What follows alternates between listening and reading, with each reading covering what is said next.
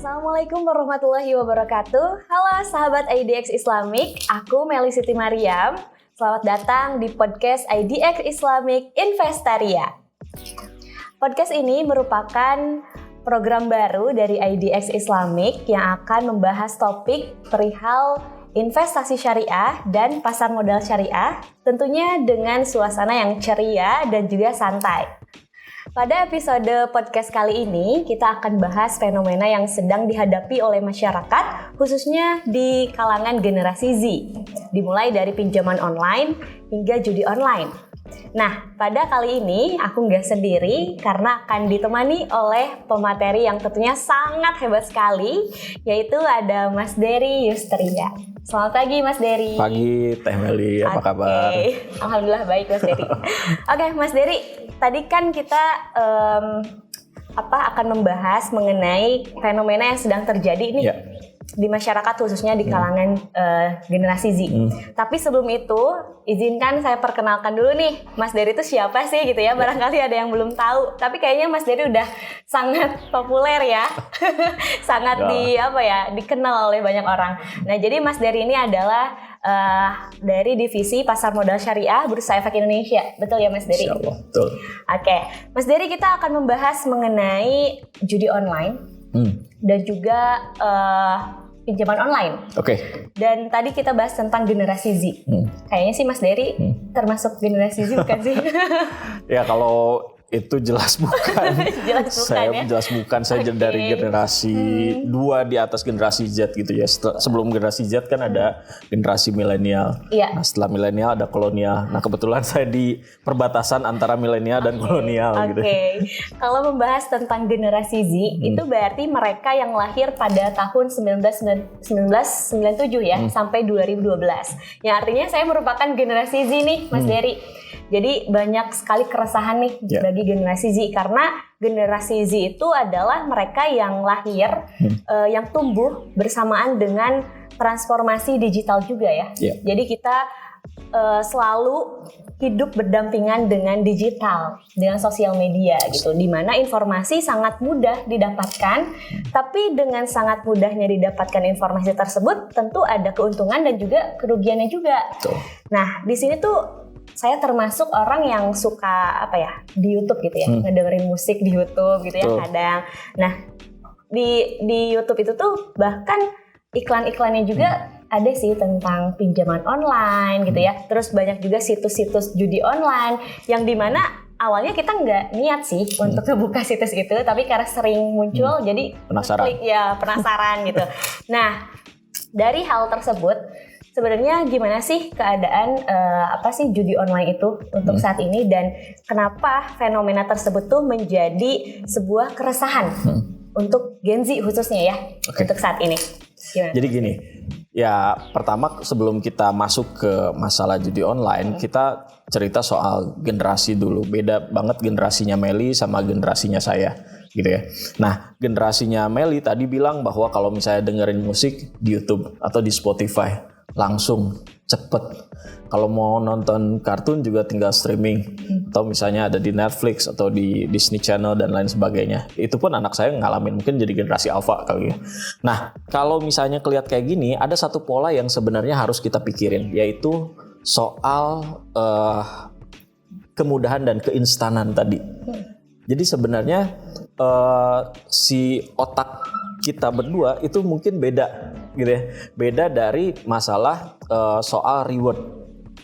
Beda masalah soal bagaimana tingkat kesabaran.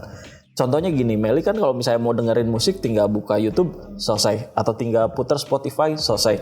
Kami enggak, kami harus beli kasetnya dulu, atau serba instan. Kita juga harus nontonin acara di TV yang tentang musik. Waktu dulu ada mungkin MTV gitu ya, dan itu hanya di jam tertentu aja.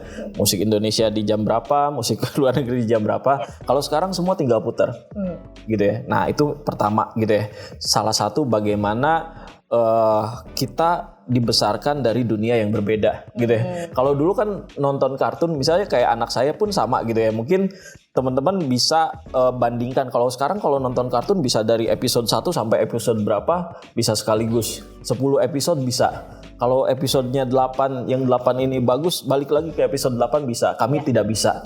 Kami harus nunggu hari Minggu pagi gitu ya. Dan itu kita kena masalah banget kalau Bapak pengen nonton tinju. TV-nya dikuasai, nggak bisa. Nah, tingkat kesabaran kita itu beda gitu. Nah, muncullah ada satu masalah gitu ya. Karena memang jadi serba instan, kita pengennya jadi gampang. Belum lagi paparan sinetron di kita juga kelihatannya wah gitu ya. Jadi misalnya punya kekayaan yang terasa cepat dan lain sebagainya, macam-macam lah gitu ya. Nah, kalau ngomongin soal judi online, ini sebenarnya udah masuk ke masalah mental health juga. Gitu ya.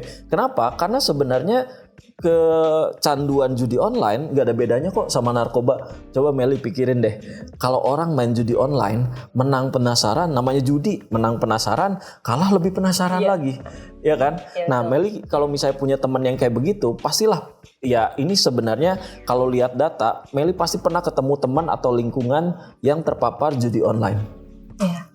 Pasti ada pasti ada gitu ya. Dan lihat kelakuannya gitu ya, dia pasti terus-terusan penasaran gitu. Nah kalau misalnya kita lihat data, kenapa Meli pasti ketemu, karena datanya besar sekali. Bayangkan di tahun 2022 gitu ya, perputaran uang judi online itu tembus 100 triliun. Luar biasa kan? Dan itu ada 157 juta transaksi. Dan katanya banyaknya di Gen Z ya? Betul, kebanyakan pasti generasi Z. Kenapa? Karena itu kan namanya judi online pakai gadget, gitu ya. Orang tua kadang-kadang pakai WhatsApp aja, kadang-kadang agak susah. Taunya bisanya telepon, gitu ya. Nah, untuk generasi Z, gitu ya, ini sebenarnya jadi terasa sangat menyenangkan karena mereka menganggap ini game awalnya, gitu ya. Tapi lama-lama kan ada depositnya bisa lewat e-wallet, bisa pakai transfer bank, bahkan bisa pakai pulsa juga. Mereka nggak kerasa bahwa ini adalah judi online dan perputarannya itu luar biasa. Sekarang bandingkan perputaran judi online yang 100 triliun, bandingkan sama sukuk di tahun 2022 juga. Tahun 2022 sukuk itu nyampe 107 triliun, sama. Tapi dampaknya beda. Kalau sukuk itu ada pemerintahnya yang jadi penerbitnya gitu ya, ada kita yang belinya, sama ada juga dampaknya bagi masyarakat. Saya terakhir datang ke Papua itu IAIN di sana itu bagus banget. Tanya dari mana ini dananya kayak gini, kan kita tahu kalau misalnya harga semen di sana mahal gitu ya. Ternyata dari sukuk. Ada tol laut di sana gitu ya untuk ngambil barang-barang kayak bahan bangunan dan lain sebagainya gitu ya, sehingga jadi lebih terjangkau. Itu juga dari sukuk tol lautnya. Jadi masyarakatnya kena dampaknya, kita sebagai investor dapat untungnya juga, gitu ya. Bayangin, enak banget tuh beli sukuk. Kenapa? Kalau misalnya saya pensiun gitu ya, punya 2 miliar, beli aja sukuk. Udah selesai tuh, enak, dapat 9,5 juta sebulan. Uang ngalir terus ya? Uang ngalir terus, kayak gajian. Gitu ya. Nah, untuk negaranya gimana? Ya dapat pembiayaan murah daripada utang ke luar negeri, ya nggak? Lebih baik dia nerbitin sukuk. Dan ini sebenarnya kalau kita lihat 100 triliun yang ada di sukuk dengan 100 triliun yang ada di judi online, jelas beda. Karena apa? Karena judi online ternyata basisnya itu bukan di Indonesia. Jadi uang itu yang perputaran 100 triliun ini keluar. Ada yang bilang itu di Filipina sama Kamboja servernya. Jadi nggak ada dampak, nggak ada impact apapun. Ini yang nggak enak. Ini yang kita bilang sebagai kebocoran dalam ekonomi. Ini parah banget. 100 triliun hilang. Bayangkan 100 triliun itu jadi sukuk juga. Berapa IAIN, berapa madrasah aliyah, madrasah sanawiyah yang jadi bagus. Berapa nilai pembangunan yang ada. Ekonomi kita gerak. 100 triliun masuk ke judi online, ini jadi trouble. Kenapa? Hilang. Lenyap. Gitu ya. Apakah ngasih dampak positif juga buat pemainnya? Oh enggak sama sekali. Ini susah. Makanya sebenarnya kalau misalnya ngomongin judi online yang terpapar banyak Gen Z, ini perlu kebijakan dari pemerintah buat stop bagaimana uang mengalirnya, stop bagaimana itu dipromosikan. Kayak tadi Meli nonton musik aja tiba-tiba ada iklan judi online, nggak habis-habis gitu, pinjol. Dengan sangat mudahnya gitu kan? Dengan sangat mudahnya dan sekali klik udah masuk ke linknya, link gacor, gitu. Ada kakek Zeusnya gitu kan. Nah itu sebenarnya bukan Candy Crush ya, kita tahu itu pasti adalah judi online dan ini tahu kita bahaya banget kalau misalnya anak muda mulai terpapar sama judi online. Trouble banget. Ya, betul sekali.